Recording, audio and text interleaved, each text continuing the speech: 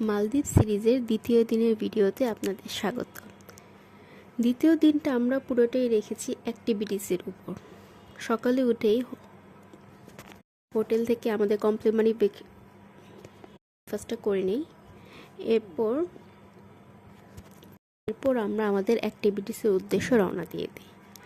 আমরা তার আগের রাত থেকেই অ্যাক্টিভিটিসগুলো বুকিং দিয়ে রেখেছিলাম। যে কোনো অ্যাক্টিভিটিস আপনার আগে থেকে বুকিং দিলে ভালো, তাহলে আপনারা ভালো প্যাকেজ নিতে পারবেন। আমরা আইকম ট্যুরস থেকে ওদের ওখান থেকে অ্যাক্টিভিটিসগুলো নিয়েছিলাম। সো আমাদের একটা হাফ ডে ট্যুরের প্যাকেজ ছিল। সেখানে আমাদের একটা আইল্যান্ড হপিং করবে, আর হচ্ছে স্নোরকেলিং হবে, এবং তার মাঝখানে হয়তো লাঞ্চ ইনক্লুডেড। ফার্স্টে আমাদের হচ্ছে বোটে করে স্নোরকেলিংয়ের জন্য নিয়ে যায়।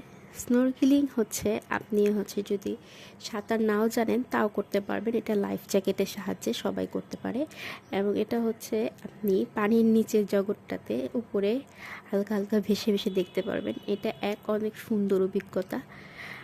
আপনি পানির নিচে মাছ এবং পানির নিচের যে সৌন্দর্য, তার উপরে যদি হয় মালদ্বীপের মতো স্বচ্ছ পানি, তাহলে আপনি সেটা এনজয় করতে পারবেন।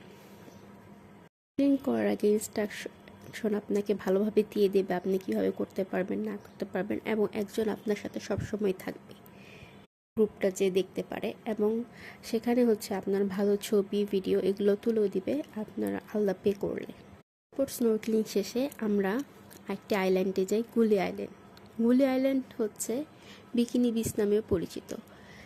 মালদ্বীপ যেহেতু একটি মুসলিম দেশ, সো এখানে বিকিনি সব বিচে অ্যালাউ না।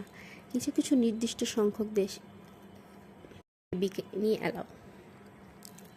গুলি আইল্যান্ডে গিয়ে আমরা আমাদের লাঞ্চটা যেটা ছিল অ্যাডেড ছিল সেটা করে নিই, এবং পাশটা ঘুরে দেখি।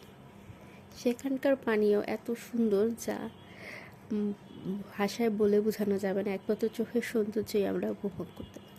হাফ ডেতে ট্যুরটা শেষ হয়ে গিয়েছিল, সো আমরা দ্রুত ব্যাক করি, এবং আমার পার্টনার তার বাকি হাফ ডেটা কাজে লাগানোর জন্য বাকি হাফ ডেতে করে স্কুবা ডাইভিং, এবং আমি সিদ্ধান্ত নিই আমি মাফুসিটা ঘুরে দেখব দিনের বেলায়।